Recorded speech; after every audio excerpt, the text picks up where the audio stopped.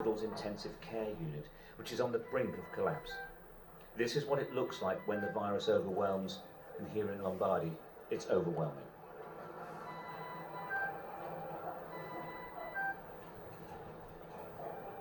These patients are critically ill. In all probability, they won't make it. The staff have no cure available to them. They're just trying to keep them alive. Every 13 to 16 hours, they turn the patients over to relieve the pressure on the lungs. Without doubt, she wouldn't survive without constant attention. The patients are highly contagious. Where possible, they're observed from a distance, but most of the time, that isn't possible.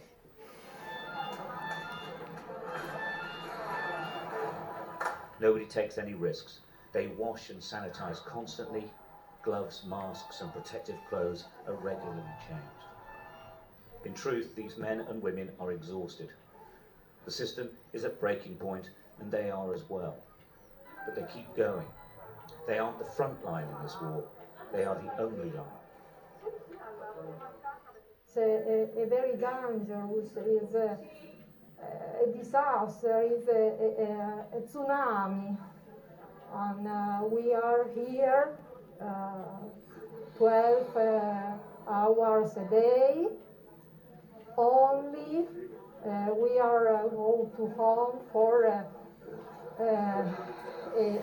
few hours and come back here for the work, because we are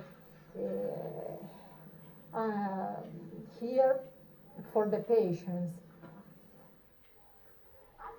The first, perhaps only bit of good news for the teams here is this man.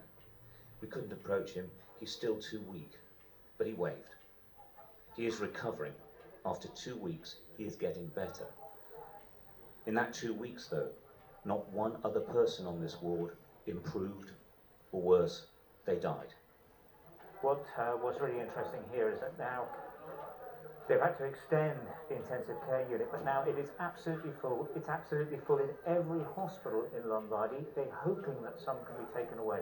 And the other really frightening development is that the patients are getting much, much younger, because they are not being treated in hospital because there's no room for them. That is a big, big change, because the virus has mainly affected the older age groups. Now they're talking about people in their 30s and 40s. That hasn't been seen anywhere so far.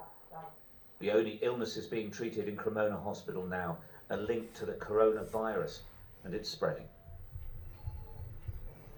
We opened this side of the department to intensive care only yesterday, and today is already full. Oh, so in one day it's full? In one day, less than 1 day, yes.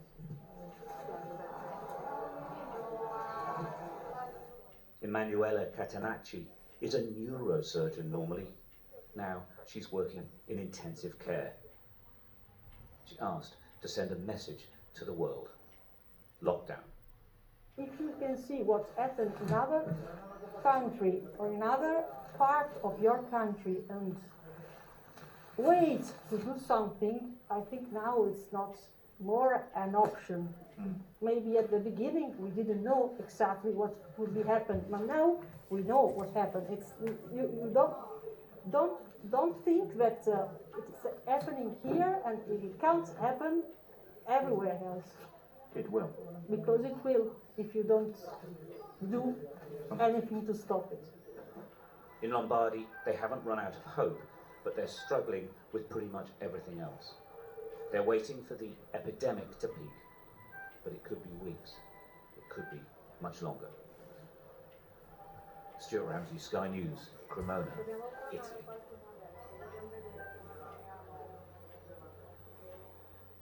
Ecco, ritorno dalla professora Raffaele